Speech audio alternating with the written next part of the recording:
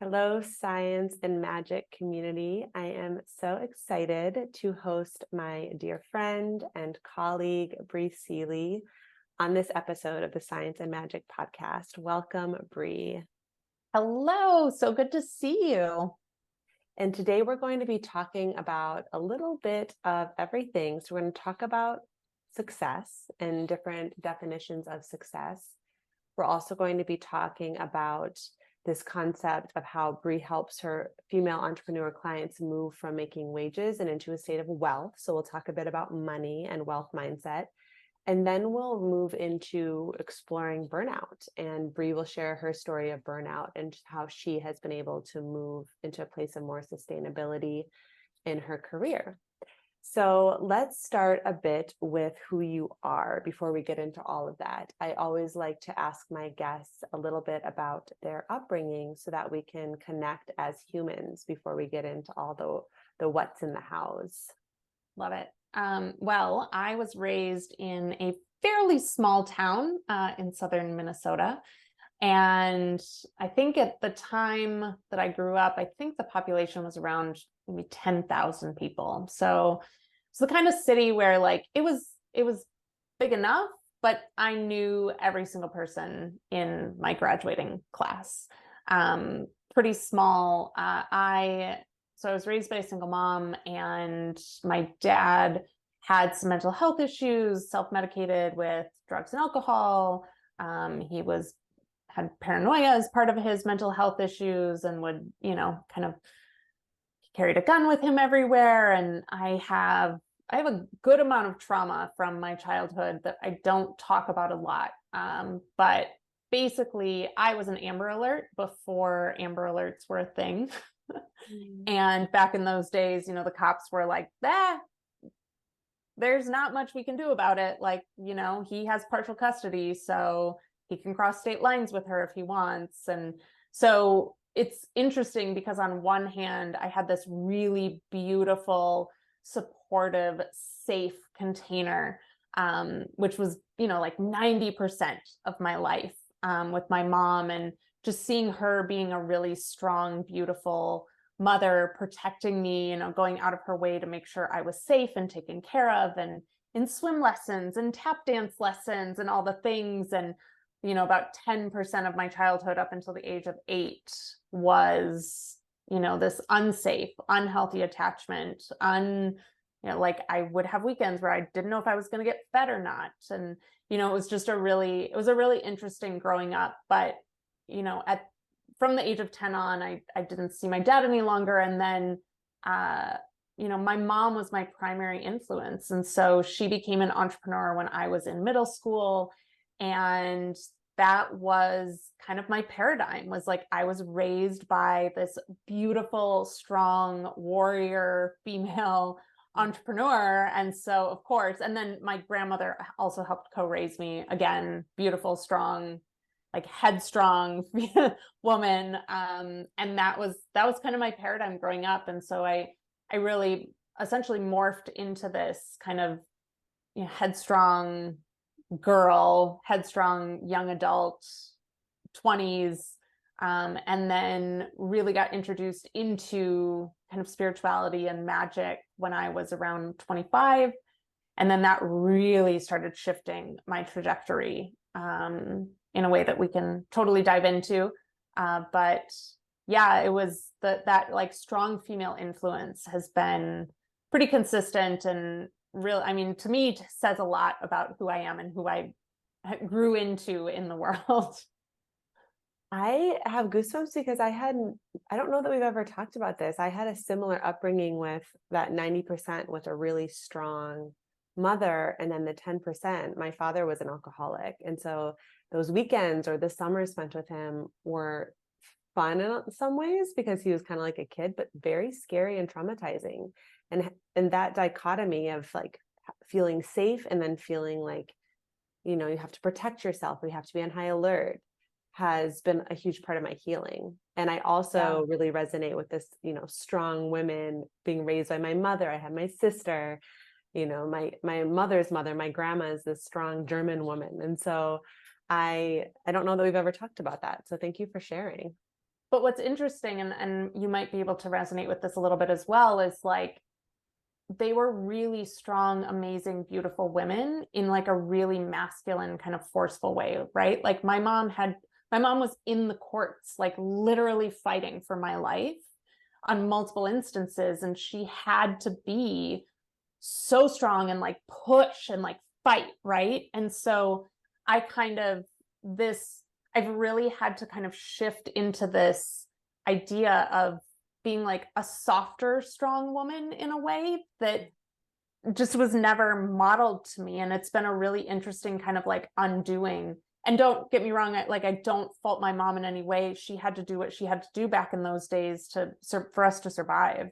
And I'm actually really grateful that I got to witness it, in contrast to kind of like what and I know you also have decided to kind of step into, in terms of how do you be that strong, beautiful, capable woman without having to push and fight.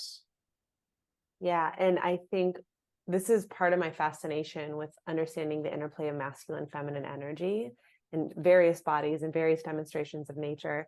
But my mom had to really hold both the container of the masculine and the feminine, being a single parent. So she had to provide, she had to protect, she had to discipline, and she couldn't really rest in her feminine a lot. So the model I got of, and I'm stepping into motherhood now, like what kind of mother do I want to be? It's just interesting. So starting the conversation this way, that we both share this history, is a really neat way to start. What about your career? So I know, just a brief, you have such a robust career portfolio and resume. But I know you were in the fashion industry. And so just some highlights about how you've gotten to be where you're at. Yeah, so I'm actually a trained fashion designer. So I have a bachelor's and a master's in fashion design. And when I kind of I left grad school, entered into the working world, I lived in an area where I didn't have an opportunity to be in fashion. And so I got a day job, as we do, to quote unquote survive, and then started my fashion business just kind of on the side as like a hobby.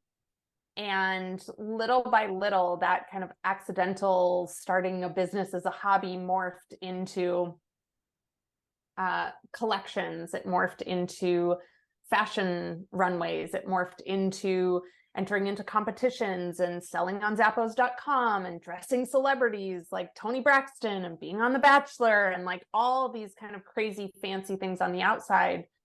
But what was interesting was on the inside, behind closed doors, I was having panic attacks, which I didn't know were panic attacks at the time. I thought I was just stressed. I was going into more and more financial insecurity. I was just really wreaking havoc on my nervous system. I was like, it was bad. And I had the perspective at the time to say, well, my grandma taught me how to sew when I was 5. And so this is my life's path and there's nothing else available to me. And I even said to my mom at one point, if I don't have fashion, I don't have a reason to live. So about 8 years into that business, the universe basically slapped me upside the head and was like, this is not the path. Like I was in meditation and it felt like Thor's hammer came down and just like hit me over the head and was like, fashion isn't it. And so I was basically invited by the universe to shut my business down overnight. And 72 hours later, I announced that I was closing my business and walking away from fashion and had no idea what I was stepping into, what was on the other side. Like I had no clue. So I dove in and just first off, had to go through a big identity death to relinquish and release the fact that like I was a fashion designer, that my entire identity was wrapped up in that being my truth. And then once that was deconstructed, I had to figure out like, who am I in the world? If I'm not this, if I'm not doing this, if I'm not, Bri Seeley, the fashion designer, what does that mean? So one thing I realized was that entrepreneurship was something that I was not willing to relinquish. And I started kind of looking at what the opportunities were for me. And women had been emailing me for years, asking me to teach them to do in their businesses what I had done in my business. And so I started coaching and was like kind of through everything I had to the wind and was like, okay, if this is going to work out, then let's see how this goes. And that was in 2015. So this year I hit my 8-year anniversary of coaching. And it's altered through the years. I've taught manifestation, I've taught entrepreneurial strategy, I've taught entrepreneurial mindset. I'm actually currently rebranding and stepping into like an even greater iteration of my business, all around helping ambitious women kind of redefine success for themselves. I know this is something we'll get into, but our ambition is really, really, really becoming a detriment to us. It's spinning us into burnout. It's depleting us. So many things. And I know we'll dive into all that, but I've really found some key patterns in ambitious women around success and how to disrupt those and really allow ourselves to be more in our wholeness and have the success we seek. Because right now, what I see is a lot of women are sacrificing themselves for the success they seek. And I think we can have both. Mm-hmm. And that's, kind of like my branding of working deliciously, working with high achievers. We have a lot of alignment, and I'm sure there's many listeners who will resonate with what you have to share and get a lot of value from that.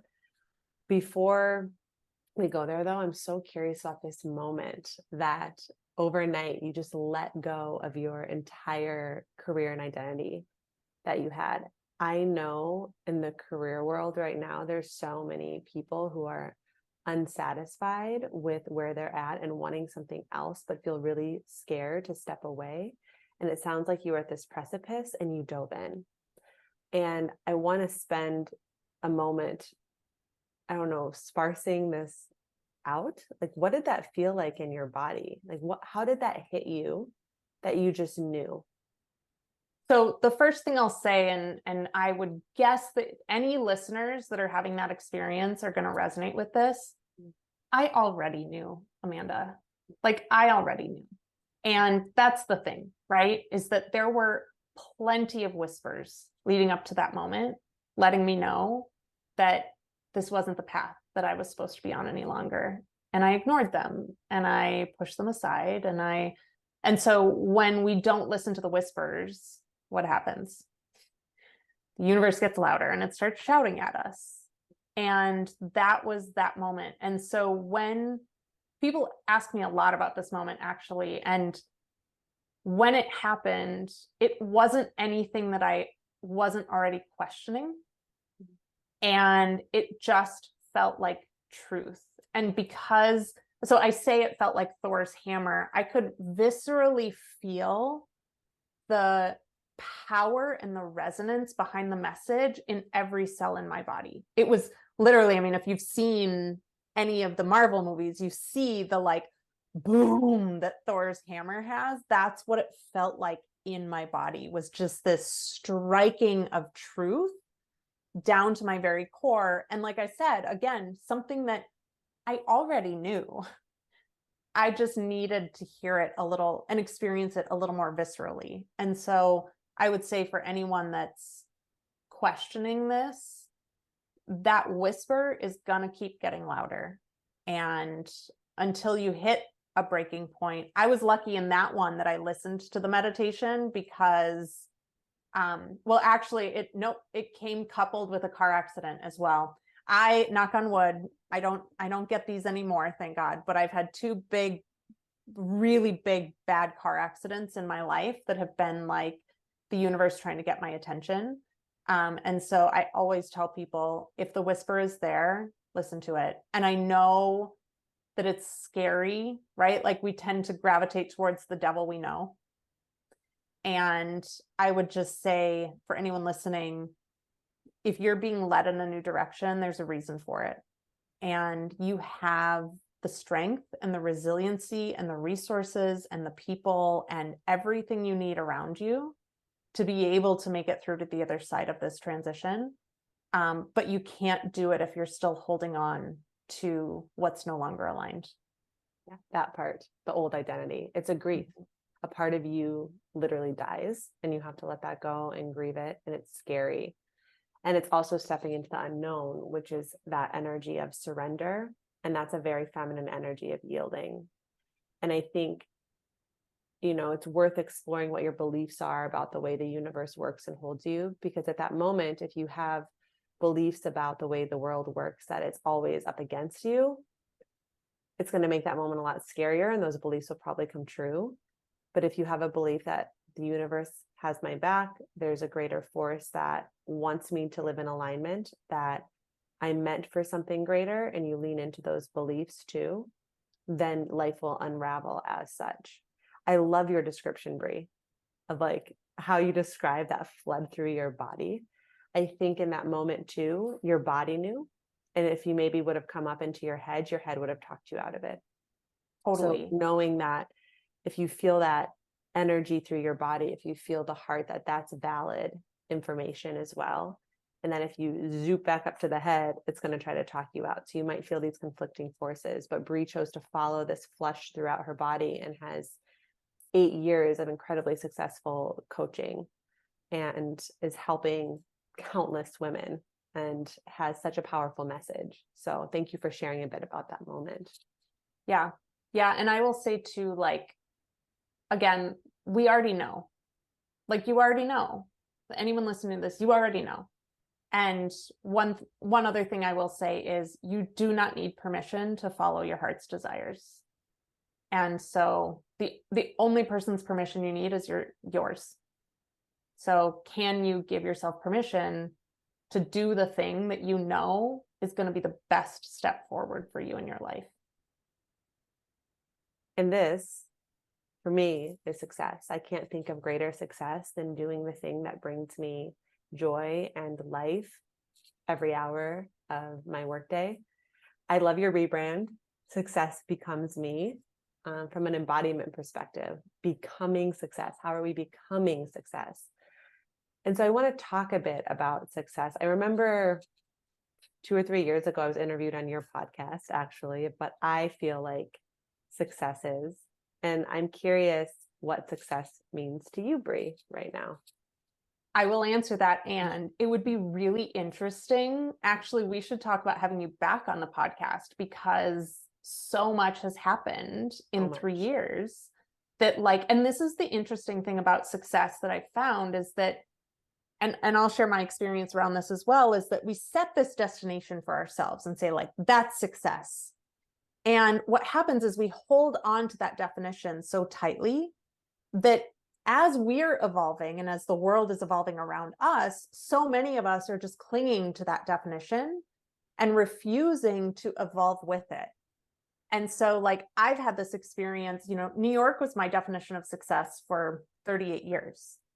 And I clung to that so desperately. I was, quote unquote, supposed to move to New York when I was 20 years old. I didn't end up moving there until I was 38. And then I left there when I was 39.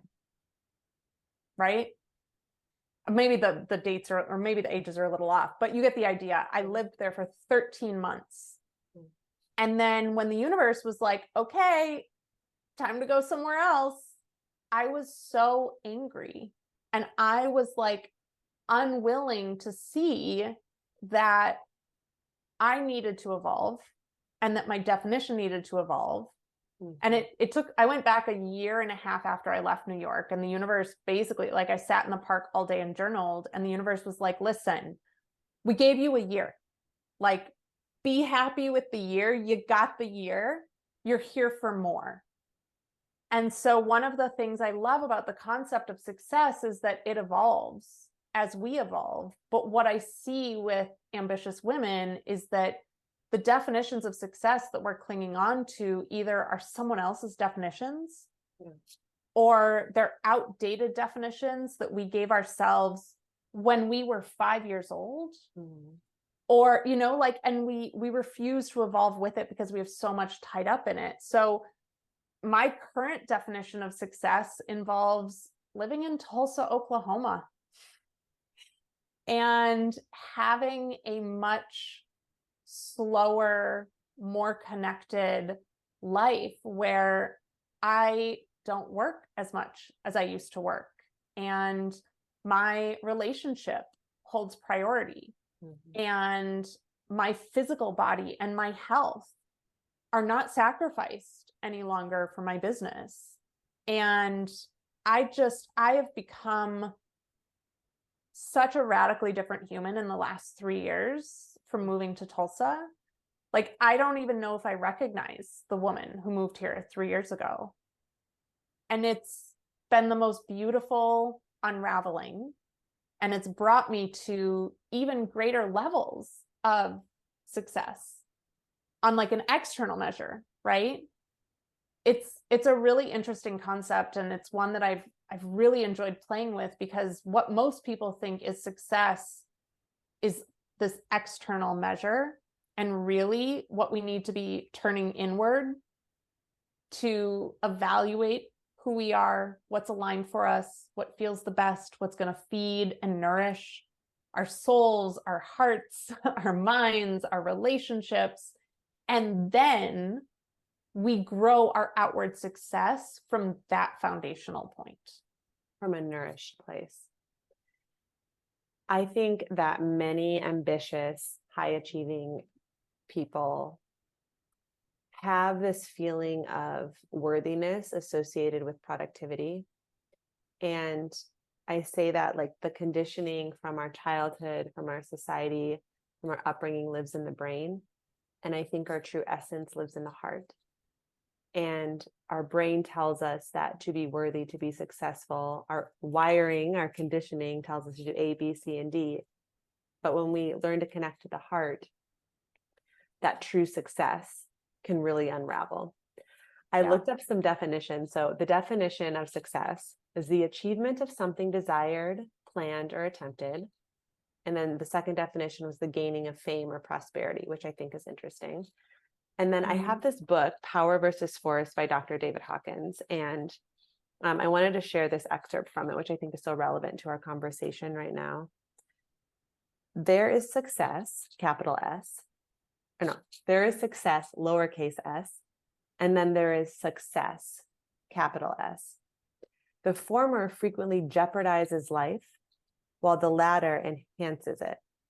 True success enlivens and supports the spirit. It has not to do with isolated attainments, but being successful as a total person, attaining a successful lifestyle that benefits not only yourself, but everyone around you. So I think that's a really beautiful, like capital S success is what we're talking here. Yeah. And it's true that like so much of the successes that I was looking for specifically in my career previously were that lowercase s. And now, since moving to Tulsa, the universe has revealed to me such a bigger, like I've started a nonprofit, which had you asked me 3 years ago, I'd be like, I talk people out of starting nonprofits. Women should be profiting. We should be making all of the money. Like, we don't do nonprofits, right? But this nonprofit is giving me the ability to scholarship out to underserved communities, helping them grow profitable businesses. And like the idea of 100 entrepreneurs creating even $5,000 a month businesses or $10,000 a month businesses is way more of a success to me than me earning a ton of money in my business, right? Like, and I'm getting goosebumps just talking about it, and it's hot in here. So it's not from the air conditioning. I turned it off when we started. Like that's really, and when I was in New York and heard that message that like, I need to be in the Midwest, this is why. Like, I couldn't hold on to that old identity and have this capital S success that I am now building and creating in my life. Will you actually send me that after we're done with this? I would love to read that and see it. Yeah, of course. That, and what you're talking about is a successful lifestyle that benefits not only yourself, but everyone around you. And that could be a literal, creating a nonprofit, offering grants to underserved populations. That could be anyone who's around me in my presence gets to experience my radiant energy because I'm so filled with vitality. But the point is, it's not just checking things off of a list that you've been conditioned to check off, going from A, B to C. And I thought this was interesting too. So maybe we could talk about this quote of success, and then we'll keep moving. I could talk to you for like 2 hours, I think.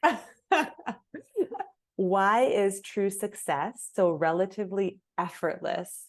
It might be likened to the magnetic field created by an electric current running through a wire. The higher the power of the current, the greater the magnetic field that it generates. When thinking that true success is effortless, I think of leaning into that universal force and being that wire that universal force runs through, and then it creates a magnetic field that nourishes everyone. And I think that's a really powerful perspective shift, because we think success, we think hard work. What if it's effortless? What if it's just about linking up into the energy that's available to all of us? Yeah, I feel like I'm tapping into that.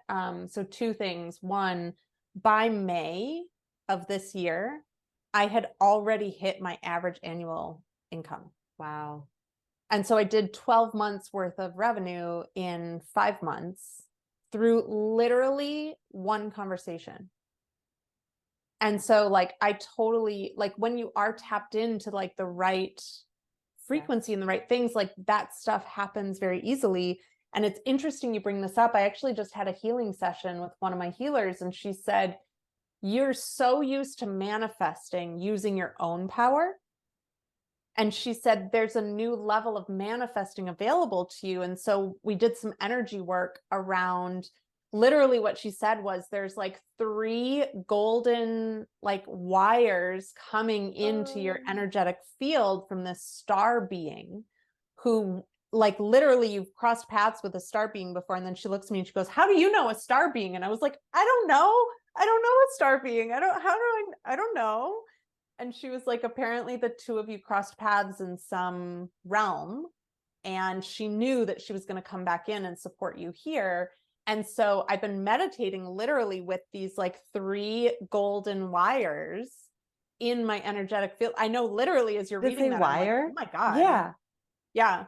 Electric like these current. 3 golden like strands that have been like coming in and like supporting me in my manifestation. So I resonate with that on such a deep level, because it's true. Like as ambitious women, we were taught and conditioned that like we have to be the one being the power source for creating the things that we want in our lives. And it's like, no, we're just a smidgen of what's available.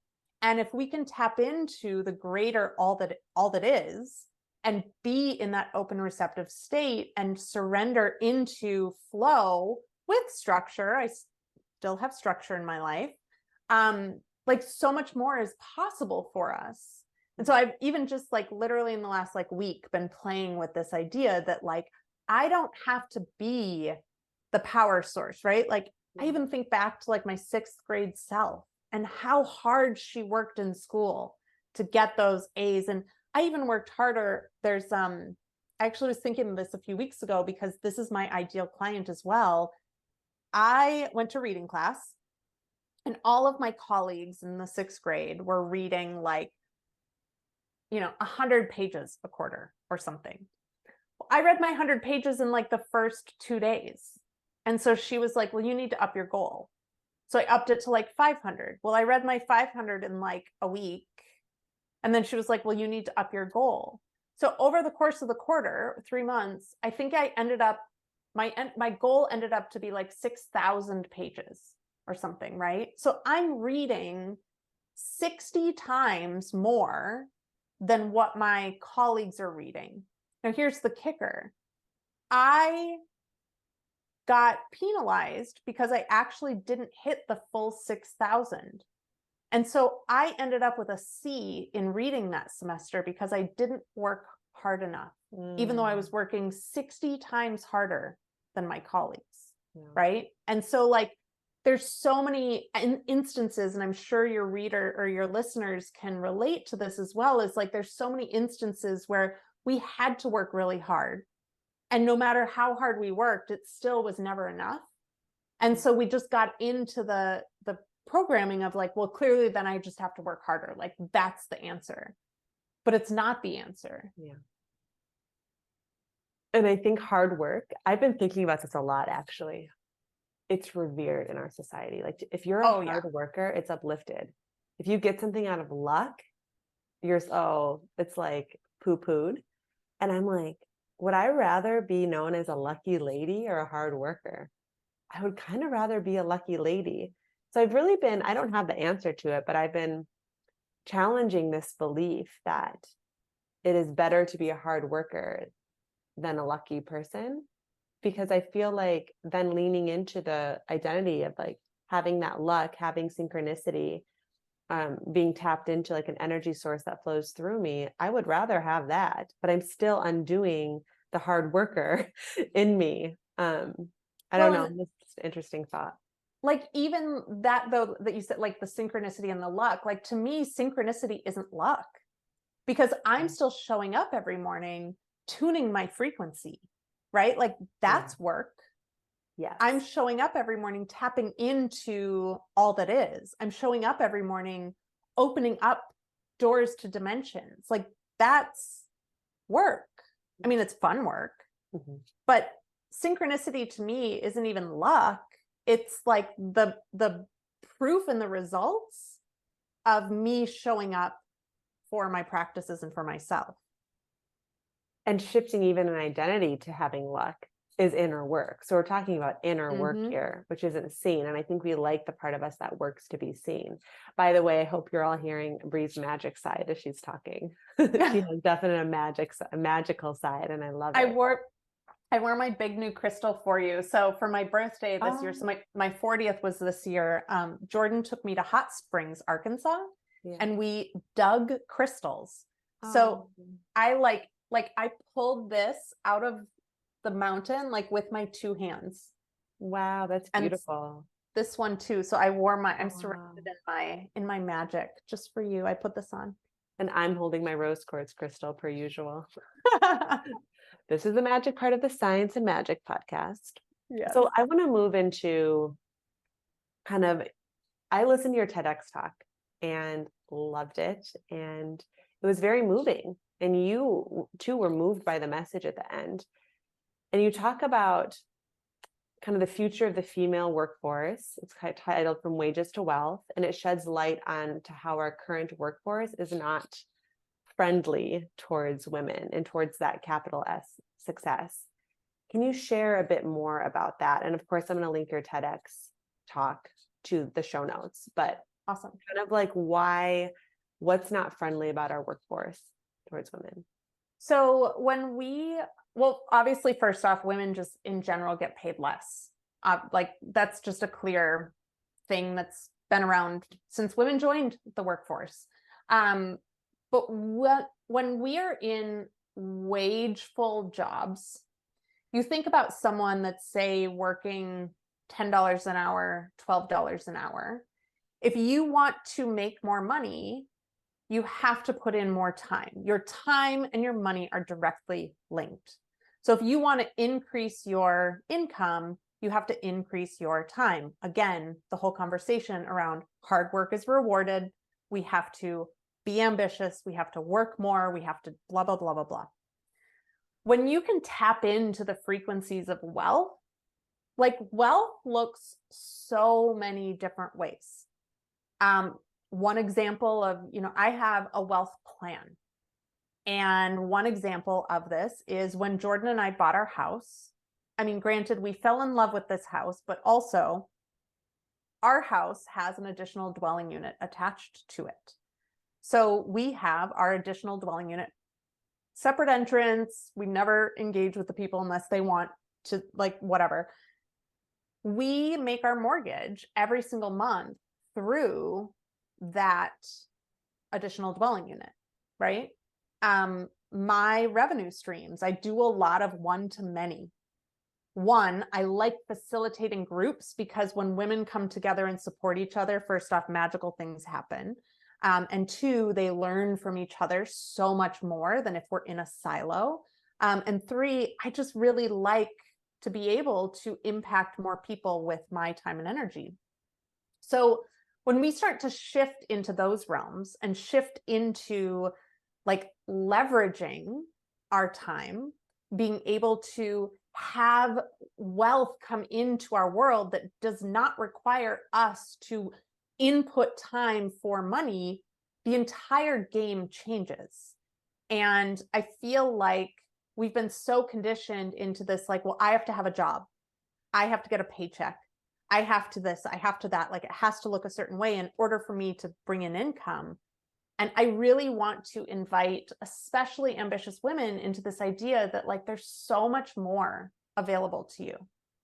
You can bring in wealth through so many different areas and arenas that don't require you to trade your time for money.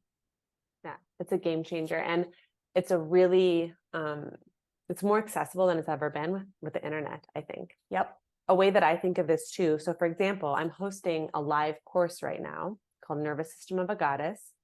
I'm recording the course. I'm going to evergreen it, and then it will be up for purchase afterwards. I talk about that course in the YouTube videos that I record about feminine energy. So now in the future, those YouTube videos where I'm talking about the course are circulating. And the course is already recorded, unless I decide to do a live version again and host and use that as, a template for discussion. But it's an investment. Yep. Into my future self. And that's how I start to think about, it's like, rather than trading time for energy, how am I investing? How am I amplifying overflow and making it so that ceiling of what I can make that excites me is unlimited. Yeah. The other thing I think about with that, so I'm also a trained hypnotherapist, and I was selling and hypnotherapy is very time intensive. I have to interview the person, talk to them, figure out what they're dealing with, what they want to move past, what they want to create instead. I have to sit down and write a custom script. I then have to administer the entire thing. It's usually a 2-hour session. Then I record a daily listening track for them. Then we have a coaching call a week later and another coaching call 2 weeks later, and like all this stuff, right? So my hypnotherapy packages for 30 days are like $3,000. And for a lot of people, that's just out of the realm of possibilities. They're also very emotionally draining for me, and they take a lot out of me.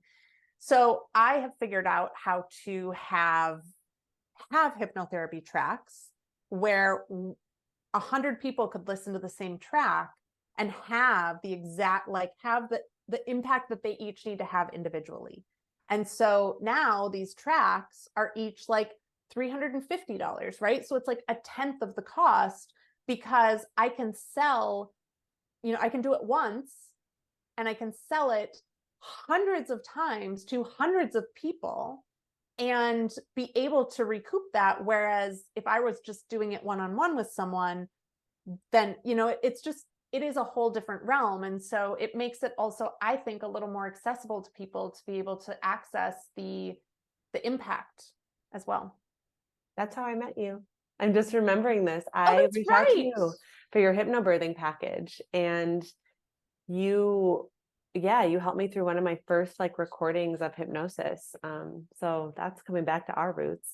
But I love this. Your message in the TEDx talk is very much about, because the current workforce isn't friendly towards women, your passion is helping women to forge their own way to make money. And that is why you're so passionate about helping female entrepreneurs. And I love this. What are some of the common limiting beliefs that you see your clients facing? I mean, I think one of the biggest ones is, in order for me to earn money, I have to have a paycheck. Yeah. I think that's like one of the biggest ones for so many of us. And it's just so insidious, in our culture. So that's one I definitely have to help them break. The other one is the biggest question I get asked, but how? When you're in a job, or when you're you follow steps, you follow templates, people tell you what to do, you get the step-by-step procedures to execute the thing that you're working on.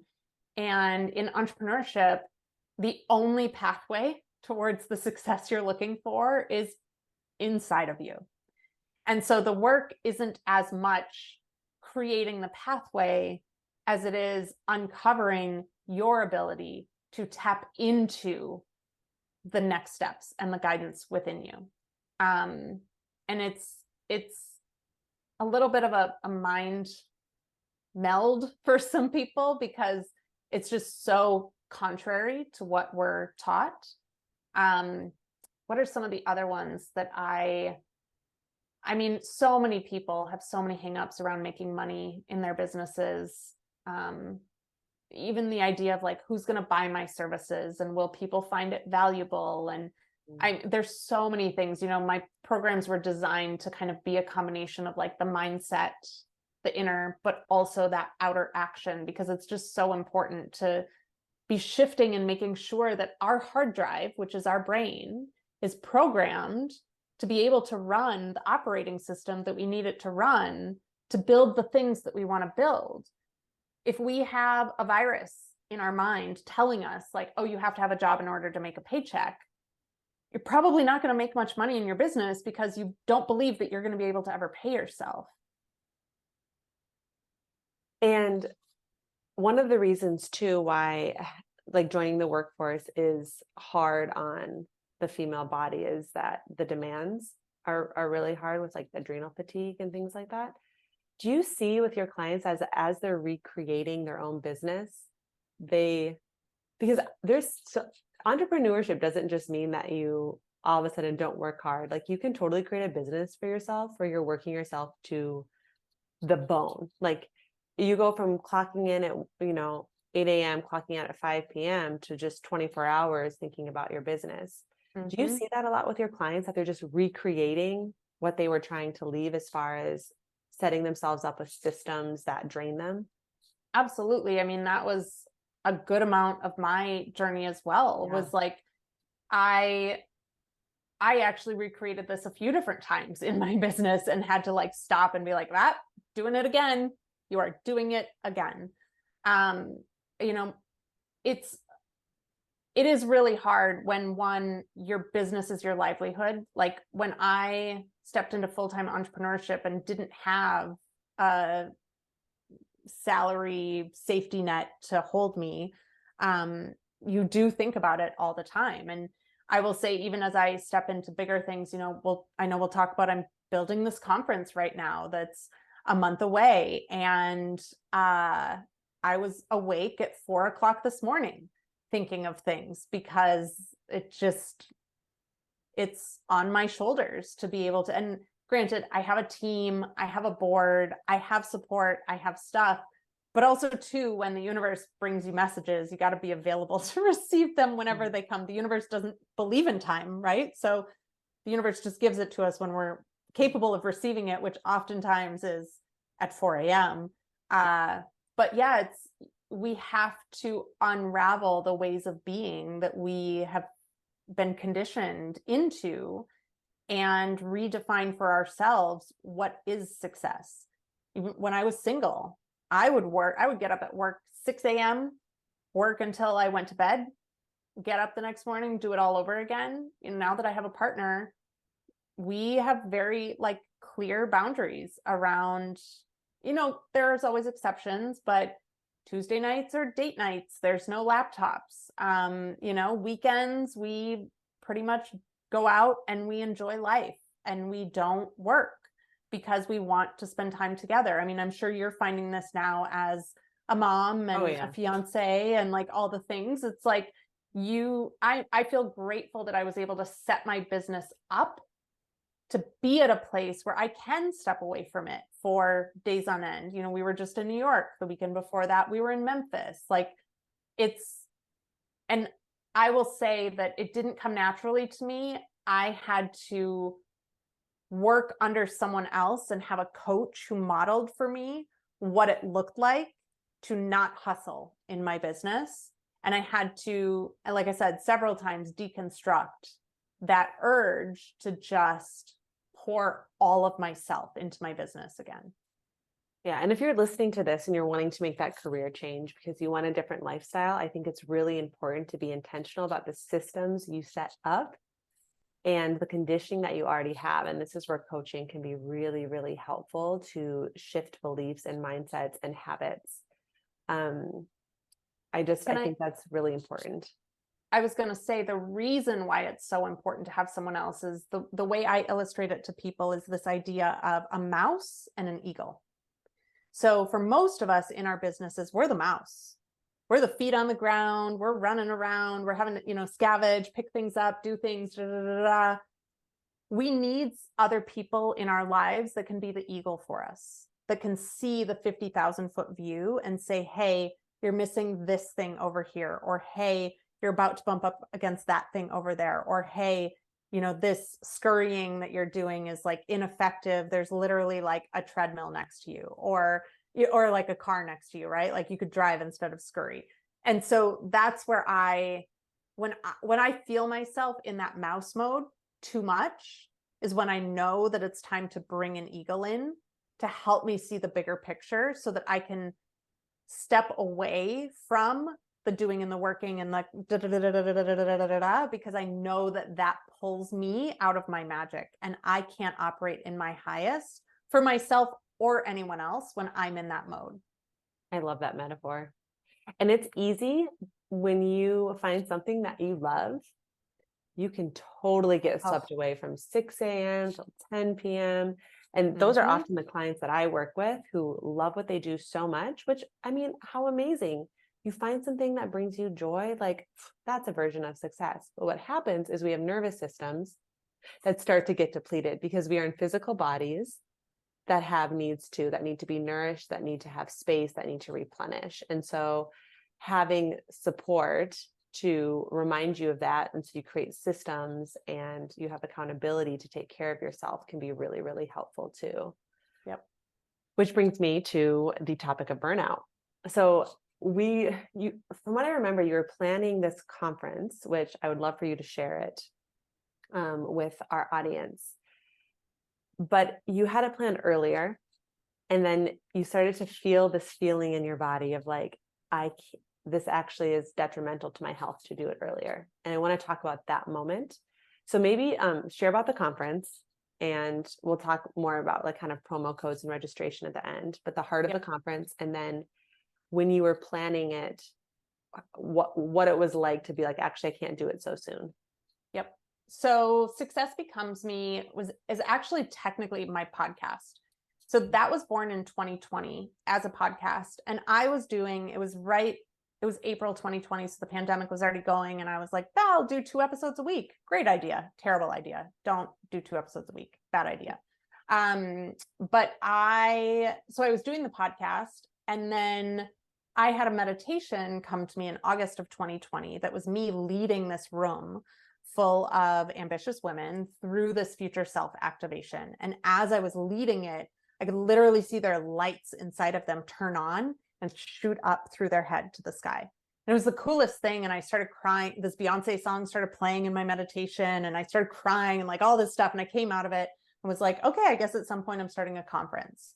It became very clear last year, so 2022, that it was time to start taking action, and took some steps, and the universe was like, green light, green light, green light, green light. And I was like, oh my gosh, all right, we're doing this.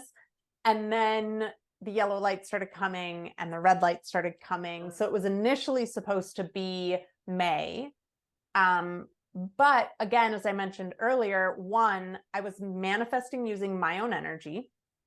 So I was using up my own energy and then having to replenish my energy, and then using it and having to replenish it, and then using it and having to replenish it, right? Like this all constantly, all the time.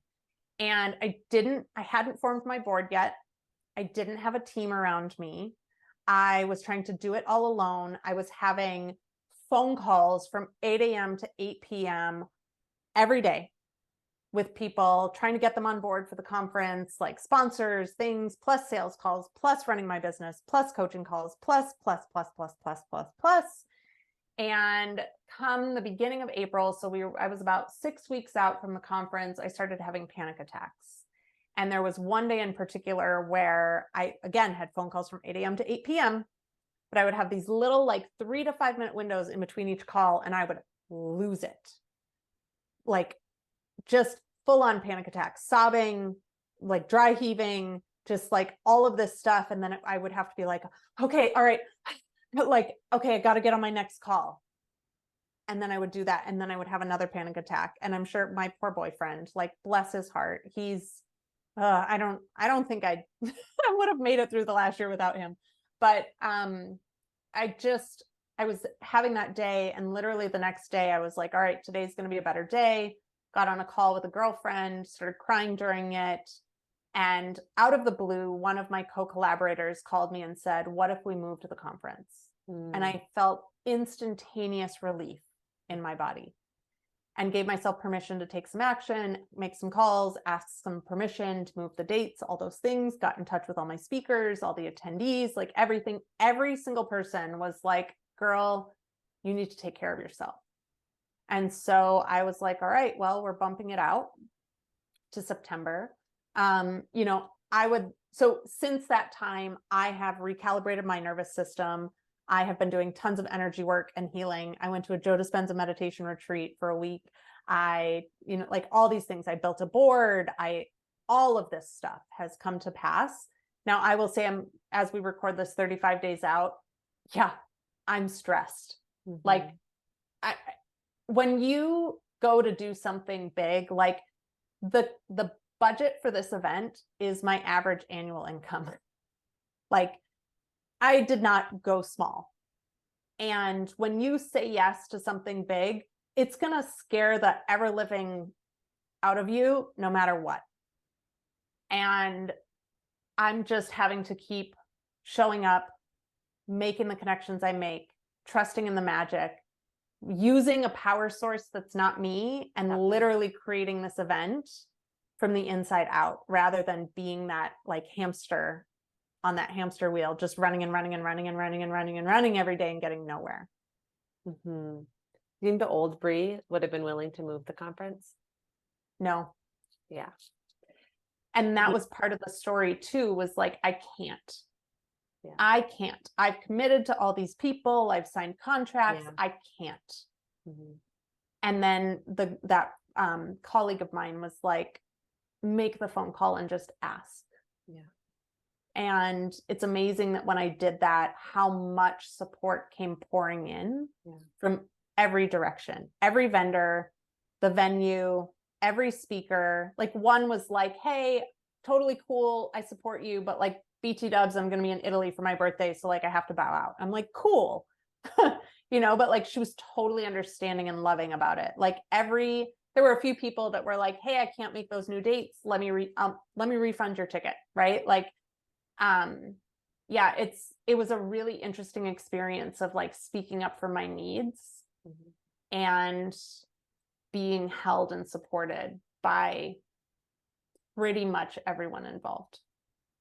I've had a lot of these lessons kind of throughout the past year, being pregnant and then now having a baby. Like I remember when I was pregnant, I got kind of sick, like nauseous one night and was throwing up one night, which can be common during pregnancy. And then I had an interview the next day, and I had to move it.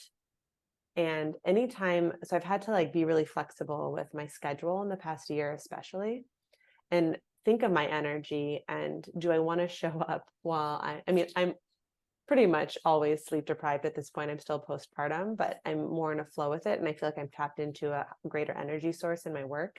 But like, if I'm not feeling well, do I want to push myself to show up when so much of what I share is about energy and feeling delicious?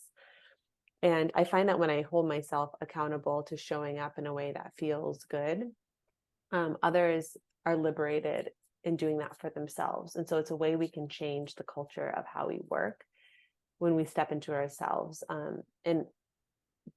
don't think there's ever been anyone who's been verbally disappointed or irritated with me for doing that. Actually, there's one example I can think of, but in general, most people are like, oh, take care of yourself. The same response you got. And at the end of the day, attending your conference, I would want to know that you're not having panic attacks, and I would want to know that you're taking care of yourself, because especially as your conference is intended for women and supporting women. It's like, I want you to be supported as a woman holding the conference. So I think it's really important, to think about how we're residing in our work. And I appreciate you being so honest about that story and the fact that you're honest. Like, I'm stressed now. What are some things you're doing right now to care for yourself in yours? Because it's not like we're going to have these careers and never be stressed again, but how we manage our stress is really important. So what are some things you're doing now?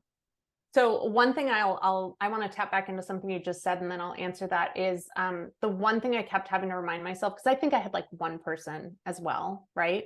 Is that whatever they're going through isn't about us. And I just do my best to not take it personally and make sure that I'm still showing up for what I need the best. And also what's of the highest for everyone involved is like totally how I approached it. And if that one person is upset, like all we can do is say like, hey, I totally hear you. And, I hope that everything goes well for you this week. And like, that's it. And remember that it's not about us. So that's something that helps kind of keep me sane in those moments as well. So the way that I'm nourishing myself right now is I'm asking for a lot of help and support. A lot of my texts, emails, things going out right now are like, hey, I need people to rally right now. Like I need the people that have told me over the last year that they're going to help me. Like it's time to show up. It's time to get your tickets. It's time to get your friends to get your tickets, like things like that. And so it's really truly like asking for that support and then being ready, willing, and open to receiving that support from other people is a huge part of what I'm doing right now. And so much of that is like every morning I have like my surrender practice and I'm meditating every morning. Today I had extra meditations because I was very stressed and I was crying midday. And so I got out my journal, I got out some solfeggio frequencies, and I had a little ceremony because I needed it at 2:00 in the afternoon. I'm receiving a lot right now. My boyfriend was like, I know you're having a hard day. Like, can I go get you a cappuccino? And I was like, yes, yes, you can. Thank you so much. I'm prioritizing a lot of physical movement. I've already taken 2 walks today. I'm doing a lot of lifting right now because there's something mentally for me around like, if I can get up and lift heavy things in the morning, I know that I can do hard things throughout the day as well. I'm keeping my physical body nourished. I'm making sure that I'm feeding myself, prioritizing protein intake, drinking lots of water and tea, going to the chiropractor every 2 weeks. Like I'm doing everything that I can. I'm having phone calls with girlfriends. It's like a full-time job right now. And I'm making sure to get 8 hours of sleep a night. Good for you. Yes. Thank you for sharing all those things. By the way, do you see how this light is like, I know. I have like fairy dust going on in my room. It's really weird. Yeah, thank you for sharing all those. I think it's really important to say like, okay, I'm in it right now and we're going to be in it. Like there's going to be periods of stress and still take care of yourself in those moments is really important. I had to sit down tonight too, because I was joking with Jordan. I was like, am I going to bankrupt us? Like, was this a terrible idea? And I ran the numbers tonight and I was like, all right, even if we end up at a lower capacity, like I'm going to be okay. Yeah. And I had to like run the worst case scenario today too, so that I could kind of release some of the narratives and stories in my head. And then also looking at the reality of things. So many people are doing so many things last minute now, especially in person. And well, actually, I would say in person and virtual. So the event is hybrid.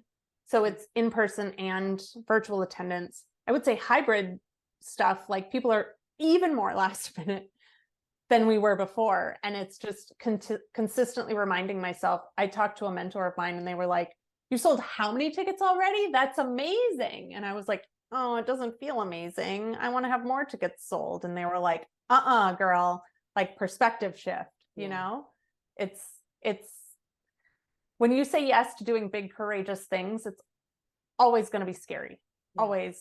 And I'm just having to like learn how to ride that within me and remind myself that just because I'm scared of something doesn't mean that it's wrong or that I'm going to fail. Yeah. Who's the conference for? Ambitious women who are ready to truly tap into their next level of success. So we're going to be activating your future self. You're going to be literally becoming your future self in the room. We're going to be expanding our container. So if your container is currently this big and you can only hold this much greatness, what would it feel like to hold 5 times that greatness? And how do you start expanding your energy to then fill that container? We have 20 speakers coming from all over the world. It is going to be the most incredible event. And so, like I said, it's either in person in a room in Tulsa, Oklahoma with us, or it's also happening virtually for people that cannot make it to Tulsa. Beautiful. And you're generously offering a discount code to my listeners, correct? Yes. $75 off any of the tickets with the code Science and Magic. And you type it all out. SCIENCEANDMAGIC. Beautiful. What is one piece of advice that you would offer female entrepreneurs? Give yourself permission to define success on your terms. Amazing. Give yourself permission to define success on your terms and take the time to think about what that is. How you have this conference coming up, but otherwise, how would listeners get in touch with you? Do you offer private coaching now, group coaching? What's your website? Yep. So I do offer private, and I have a brand new group coming out. It's not even up on my website yet, so it's coming. My website is briseeley.com. If you want to get a ticket to attend Success Becomes Me, you can visit successbecomesme.com. You can also check out the Success Becomes Me podcast. Go find Amanda's old episode, and then we'll launch a new episode before the end of the year. To compare and contrast the two. We'll have to go listen to the old episode before we record the new one. And I'm on all the socials at Bri Seeley. Awesome. And I will link all of those in the show notes. Thank you so much for coming and sharing your story, your heart, your wisdom with us. Thank you. I just love you so much. It was so good to see your face. I miss you. So good. Yay.